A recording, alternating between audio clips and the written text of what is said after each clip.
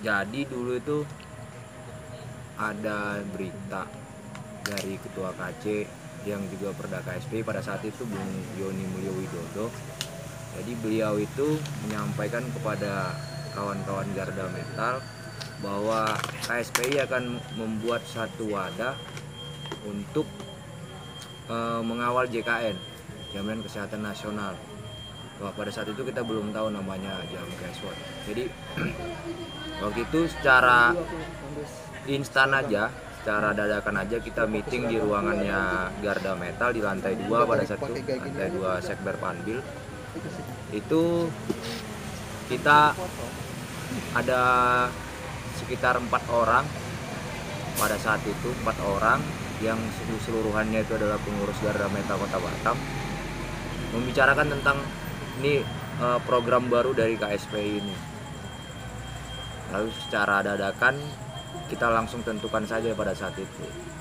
Kita tentukan bahwa yang jadi Porda saya, terus Bung Eksan pada saat itu dia menjadi Humas, Bang Ramon dia menjadi Humas juga, Sekjennya itu Bang Joni. Bendahara belum kita pilih pada saat itu. Lalu setelah berjalannya waktu itu belum ada pergerakan tuh.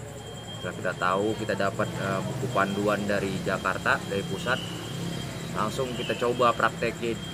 Jadi praktekin sama, pertama saya sama Bang Ramon dulu coba untuk advokasi pasien di RSBK. Pada saat itu ada pasien yang kita bantu. Itu jadi pasien pertama Jamkeswot Batam. Alhamdulillah berhasil, dan keberhasilan itu memancing minat dari beberapa kawan-kawan Garda Metal yang lain. Akhirnya menjadi banyak. Lalu kita adakan pertemuan lagi, kita tentukan siapa bendaharanya, kita tentukan siapa bagian advokasinya, kita tentukan siapa bagian dokumentasinya. Lalu kita bentuklah di Batam, Jamkeswot Batam. Jadi begitu, dari kasus pertama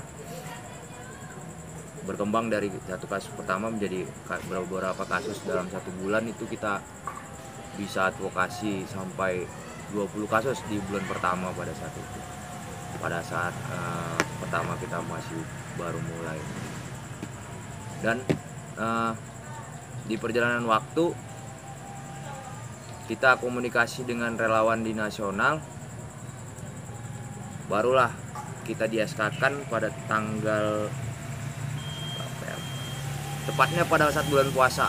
Pada saat bulan puasa Bung Iswan datang ke sini selaku Direktur Utama Jamkeswot Pusat, datang ke Batam. Dan pada saat itu calon bendahara kita juga lagi dalam baru terkena bencana, dia baru kecelakaan. Jadi bendahara nggak bisa datang. Kita dilantiknya di Sekber Panbil lantai 3. Sah kita secara administratif menjadi relawan Jamkeswot Batam. Lalu setelah itu kita, bulannya ingat Bang? Bulannya bulan 7. Bulan 7 tahun 2014. Bulan 2015 kayaknya.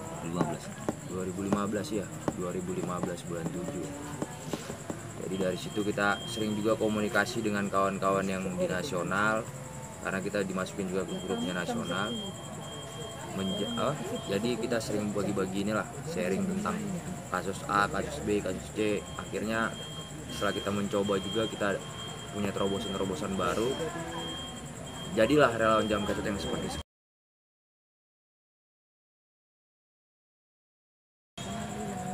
19 orang. Jadi itu mayoritas anggota Garda Metal Kota Batam.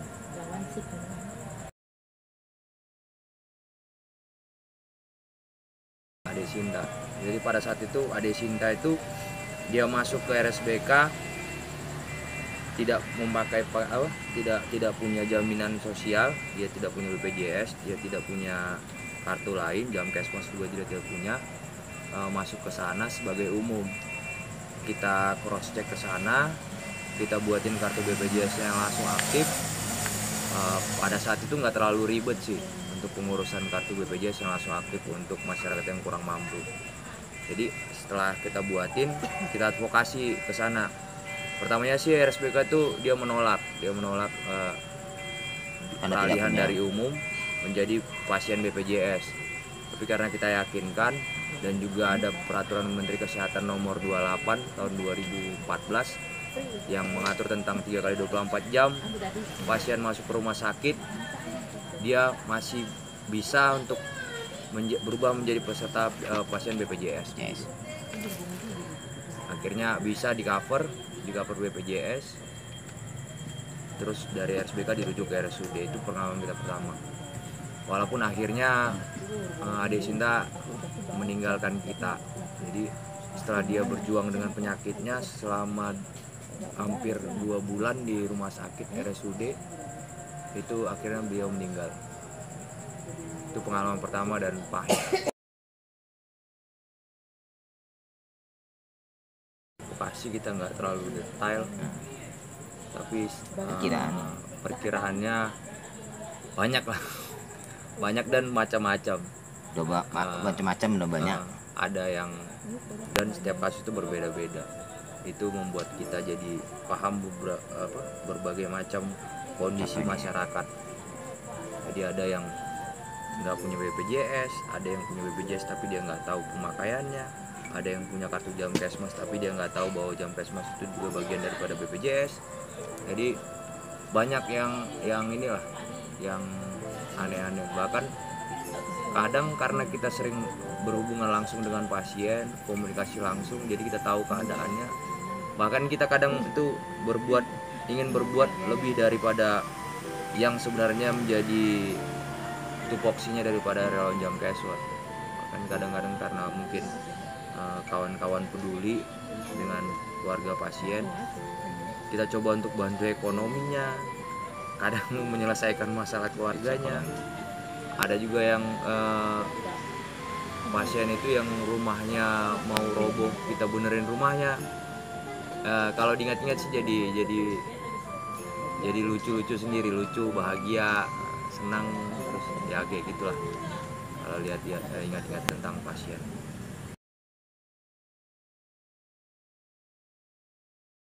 Jadi birokrasi, pertama di birokrasi di rumah sakit, di pemerintahan, juga aturan-aturan di rumah sakit yang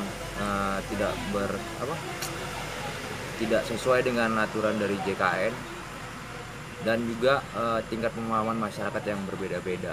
Jadi itu yang menjadi kendala dari kita relawan Jamkesmas dalam mengawal jaminan kesehatan nasional. Yang pertama itu dari pemerintah, ribetnya pengurusan berkas-berkas. Jadi kita itu relawan Jamkesmas mengadvokasi pasien itu pengennya segera, karena banyak juga pasien yang kita temuin itu dia nggak punya KTP, dia nggak punya kakak, pokoknya ada yang aneh-aneh seperti itu. Kita menemui pemerintah untuk mencoba mencarikan solusi. Ternyata memang birokrasi di pemerintahan itu sedemikian ribetnya, sedemikian sulitnya. Tapi pelan-pelan akhirnya pemerintah mulai memperbaiki sistem birokrasinya mereka. Walaupun di beberapa poin masih ada yang ini. Terus rumah sakit juga sepertinya tidak benar-benar mensupport program JKN, karena masih banyak pada saat di awal itu rumah sakit yang menentukan kuota. Ada kuota untuk pasien umum, ada kuota untuk pasien BPJS. Terus ada beberapa penyakit yang dia minta tambahan biaya. Bahkan ada salah satu rumah sakit yang mengatakan bahwa kami ini rumah sakit bintang 5. Itu yang disebutkan oleh salah satu oknum manajer Di rumah sakit. Manajer di rumah sakit, manajer humasnya. Jadi dia mengatakan bahwa kami ini rumah sakit bintang 5 tidak mungkin memakai sistem dari JKN yang pakai nasi bijis sama formulir nasional. Itu yang mereka sampaikan. Jadi rumah sakit juga secara ini kurang mensupport lah kegiatan ini. Tapi akhirnya semakin hari sudah sedikit lebih baik sih daripada awal-awal uh, terbentuknya relawan Jamkesot. Terus dari pemahaman masyarakat, kita sering ketemu masyarakat yang sama sekali nggak ngerti apa manfaat daripada kartu JKN KIS yang sekarang, yang dulunya namanya BPJS Kesehatan. Jadi dia sama sekali nggak ngerti itu, dia pegang kartu tapi dia nggak tahu ini dia cara berobatnya seperti apa, paskes tingkat 1 itu apa, sistem rujukan itu seperti apa, itu yang kurang ini. Dan BPJS juga kurang support, kurang sosialisasi lah, kurang sosialisasi ke masyarakat umum. Mereka kadang seringnya itu kalau BPJS Kesehatan itu dia sosialisasi di instansi pemerintahan, setelah itu selesai. Jadi dia tidak langsung ke masyarakat, RT RW, terus di masyarakat yang secara umum. Itu jarang mereka itu melakukan sosialisasi. Makanya kita relawan Jamkesot menyambung komunikasi itu. Jadi di BPJS mereka kurang masuk ke masyarakat, kita yang sering kita adain sosialisasi ke masyarakat. Akhirnya ada beberapa titik yang sudah pernah kita lakukan sosialisasi, dan alhamdulillah masyarakatnya merespon positif dan menjadi lebih mengerti lah tentang sistem JKN.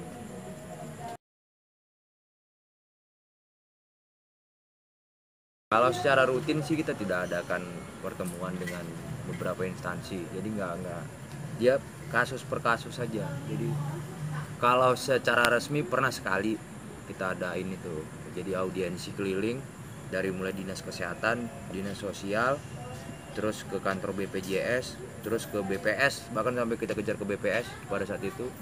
Jadi kita memang pada saat itu pengen mencari solusi supaya kita adain secara resmi. Tapi kalau secara tidak resmi, non formal, sering juga kita case by case, kita datang ke kantor dinas sosial. Kalau misalnya ada masyarakat yang kurang mampu atau yang terlantar, yang sedang butuh penanganan pengobatan di rumah sakit, itu kita langsung ke dinas sosial atau ke dinas kesehatan. Kita sering melakukan komunikasi secara non formal seperti itu.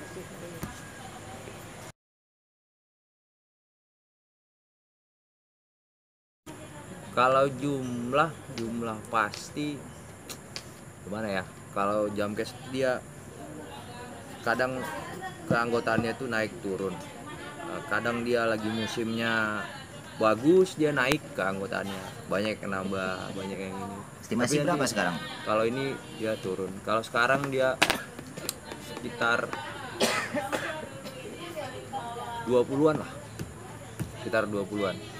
Karena ada beberapa juga yang diseleksi secara alam, jadi ada oknum-oknum yang memanfaatkan Jamkesot juga untuk kepentingan pribadi.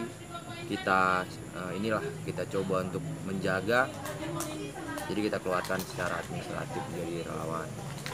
Ada juga yang kadang dia tidak pernah menyampaikan kabar atau tidak pernah ya kita singkirkan gitu. Maksudnya bukan singkirkannya itu seperti apa, tapi mungkin ada kegiatan lain yang lebih berguna untuk masyarakat selain Jamkesot.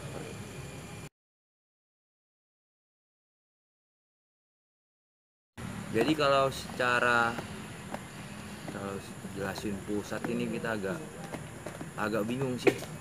Jadi kalau secara administratif kita dibantu oleh pusat itu SK kepengurusan, SK pelantikan dan SK pengurusan relawan Jamkesot Batam, itu memang pusat yang ini. Terus setiap tahunnya untuk perubahan KTA kita juga menghubungin pusat. Jadi komunikasi saya selalu dengan Bung Lubis. Kalau Bung Iswan saya malah jarang komunikasi langsung sama beliau, karena memang satu, tidak ada hal-hal yang sangat urgent yang akan saya komunikasikan langsung. Misalnya kayak kasus yang tidak bisa diselesaikan, harus komunikasi dengan Bung Iswan, jarang sih kita ini.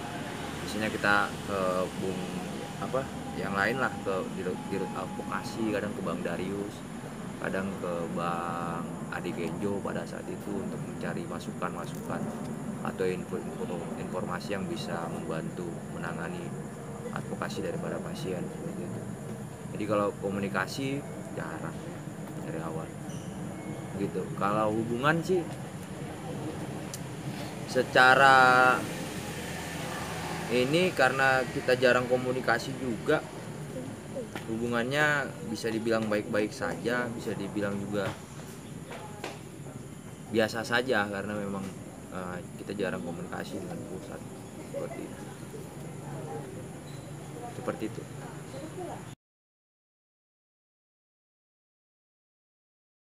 Batam. Kalau masukan ke pusat sih, kalau relawan Jamkesot kan memang dia itu relawan, bener memang relawan, tapi memang butuh pendanaan sih, butuh pendanaan, support pendanaan buat kawan-kawan relawan, juga support secara moral dari pusat ke daerah sehingga kawan-kawan itu bertambah semangatnya. Terus support untuk komunikasi dengan pihak-pihak lain selain daripada KSPI, misalnya kayak PSPMI, Farkes, SPN yang ada di Batam, itu perlu komunikasi agar anggota-anggota atau bibit-bibit terbaik daripada serikat pekerja itu bisa masuk ke bergabung menjadi relawan Jamkesot. Itu yang kita harapkan sih dari pusat. Terus kalau ininya ambulan itu dari 2016 saya sudah gaungkan ke pusat bahwa Batam itu butuh ambulan, karena di Batam itu untuk ambulan sendiri masih sangat jarang dan biaya ambulan itu mahal. Jadi sekali jalan itu dari rumah sakit untuk antar jenazah aja dari rumah sakit ke rumah itu bisa di sekitaran 380 sampai 400 ribu. Jadi itu sangat memberatkan pasien karena ambulan tidak di cover oleh sistemnya JKN. Makanya kita sih mengharapkan pada pusat untuk membantu hal seperti itu. Kalau secara swadaya kita sudah lakukan sih, jadi kita sudah patungan relawan untuk membeli mobil seadanya, tapi kan itu kan mobil seadanya. Jadi kalau bisa sih mobilnya itu yang benar-benar bisa membantu masyarakat lah gitu. Jadi mobil ambulan gratis untuk masyarakat supaya peserta JKN itu juga terbantu dengan adanya ambulan gratis seperti itu.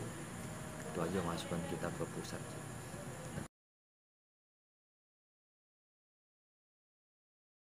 Ya, jadi kalau keluarga sih di awal memang sangat inilah, maksudnya sangat ya keluarga mana lah yang mau waktunya dibagi kan gitu. Jadi pertamanya memang agak sulit untuk menjelaskan, jangan nggak sampai pertama sih, sampai sekarang juga memang masih inilah, masih ya, ada pertanyaan, ada keluhan, ada ini, tapi kita coba untuk manage untuk sebaik mungkin supaya mereka mengerti dan mengikhlaskan kita untuk kalau ikhlas secara benar sih nggak yakin juga seluruh keluarganya relawan itu ikhlas secara benar-benar ikhlas melepaskan suaminya atau melepaskan istrinya untuk mengadvokasi pasien, membagi waktu dari keluarga ke kegiatan sosial ini. Tapi secara ini mungkin karena kita sering bawa juga sih, bawa ke ketika lihat pasien kita sering bawa atau sering cerita ke keluarga, ini pasien ini lagi kayak gini, apalagi banyak pasien yang anak-anak kan.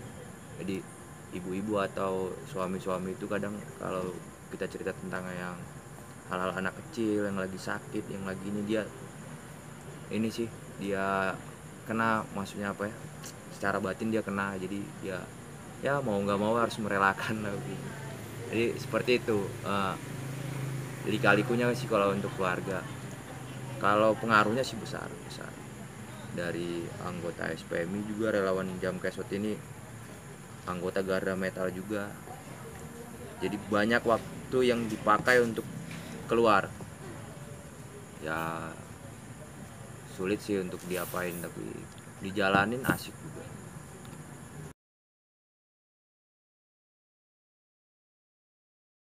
Sering sih, pernah bahkan kita tuh dianggap LSM yang ini begitu. Jadi masyarakat kan kalau pandangannya dia berbau materi, jadi dianggap ini mau cari duit nih atau mau cari ini. Apalagi ketika awal-awal dulu mereka berpikirnya ini untuk kepentingan politik tertentu. Ini banyak yang mau berpikir seperti itu, bahkan ada yang berpikir bahwa kita underbownya partai, underbownya ini, banyak lah yang seperti kayak gitu. Jadi ya kita jalanin aja, karena selama ini kita nggak pernah minta sepeser pun dari masyarakat, bahkan kalau dikasih juga kita tolak.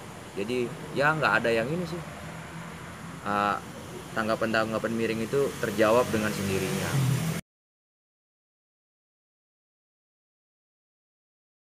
Jadi kalau cerita sedih itu banyak ya, sedih. Banyak pasien kita juga yang ya berakhir dengan meninggal karena memang apa, Tidak tertolong. satu dia memang sudah ajalnya, yang kedua memang penanganan dari pihak medisnya yang kurang.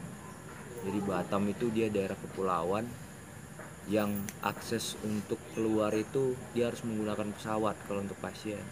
Kalau menggunakan kapal dia lama waktu dalam perjalanan. Jadi ongkos pesawat itu tidak masuk dalam penjaminan daripada JKN.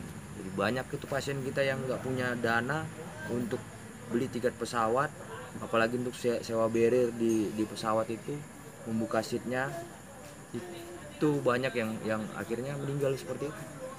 Bahkan ada waktu itu warga Madura, dia datang ke Batam itu merantau untuk bekerja bangunan, orang tuanya, ayahnya. Jadi datang ke sini, anaknya sakit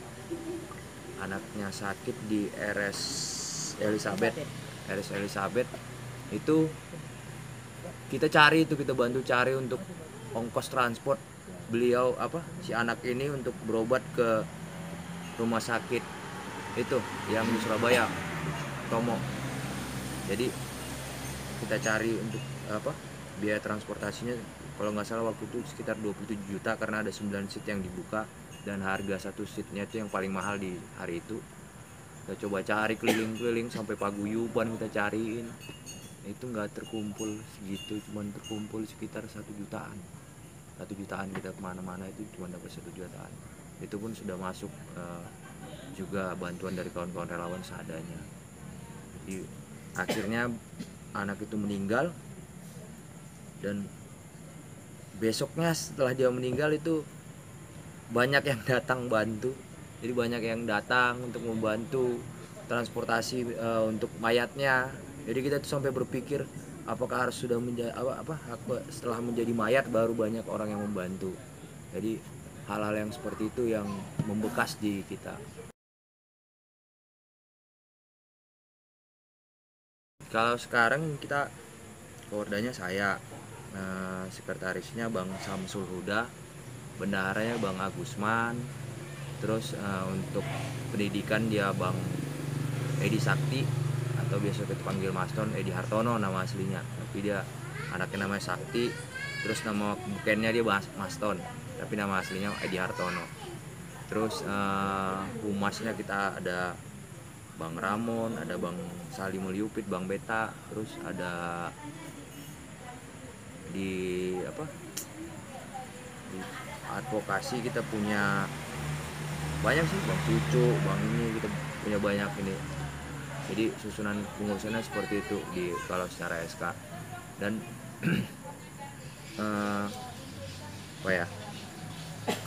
untuk memperluas jangkauan kita bentuk ini kemarin itu.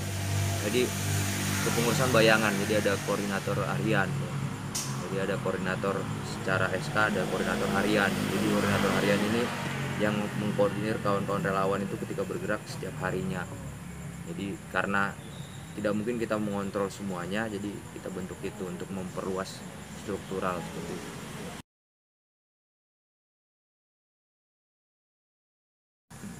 Jadi kita punya pemikiran dari mulai 2015 setelah kita dilantik itu, beberapa bulan setelah itu kita komunikasi dengan organisasi. Kita minta itu 2 orang per PUK, 2 orang per pimpinan unit kerja di Kota Batam yang tergabung dalam KSPI itu untuk mengirimkan menjadi relawan Jamkeswot. Jadi 2 orang setiap PUK jadi relawan Jamkeswot dengan tujuan pertama dia bisa mengadvokasi anggota-anggota PUK yang mengalami kesulitan dalam hal JKN case. Yang kedua kita pengen menambah jumlah relawan di Kota Batam. Cuman sampai saat ini kita belum dapat respon positif dari kawan-kawan pimpinan. Mungkin ada pertimbangan-pertimbangan lain yang dipikirkan oleh kawan-kawan pimpinan organisasi untuk menambah jumlah relawan Jam Keswat. Dan kalau strateginya kita pernah coba untuk ajak masyarakat umum menjadi anggota relawan, tapi ada beberapa kejadian yang tidak bisa kita terima. Jadi masyarakat itu dia kan macam-macam tuh, backgroundnya juga macam-macam, terus kepentingannya juga aneh-aneh. Ada yang memang kepentingannya untuk membantu masyarakat, ada juga yang dia kepentingannya untuk untuk pribadi. Bahkan ada yang setelah ikut Jam Keswat dapat ilmunya terus bentuk komunitas lain, tapi setelah kita pantau mereka banyak aneh-anehnya sih. Ada yang minta duit sama pasien, ada yang memanfaatkan kepengetahuannya untuk biasalah untuk kepentingan pribadi. Tapi kalau secara masyarakat di luar struktural, kita punya satu grup komunikasi khusus dengan masyarakat. Jadi masyarakat itu tidak kita masukkan ke struktural relawan, tapi mereka sudah seperti relawan. Jadi mereka juga sering advokasi warganya, advokasi masyarakat. Jadi ada sih beberapa, bahkan lumayan banyak sih kalau yang dari masyarakat ketimbang relawan internal daripada organisasi. Seperti itu.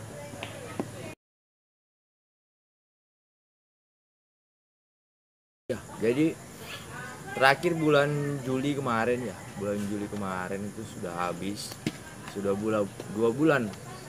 Jadi kita juga sudah komunikasi dengan Perda KSPI, kita komunikasi juga dengan federasi yang terbesar yang bergabung dengan KSPI di Kota Batam, yaitu FSPMI, untuk bagaimana Jam Keswat ke depannya. Mungkin dalam beberapa waktu ini ada jawaban dari Perda KSPI. Kalau kemarin sih jawabannya dia bilang bentuk aja dulu, nanti lakukan meeting dulu relawan Jam Keswat, setelah terbentuk pengurusan baru nanti komunikasi lagi dengan Perda KSPI, dan dalam waktu dekat akan kita lakukan itu. Jadi sampai saat ini kita belum SK-nya belum diperpanjang, juga kita belum melakukan musda karena ada beberapa hal yang harus kita persiapan terlebih dahulu.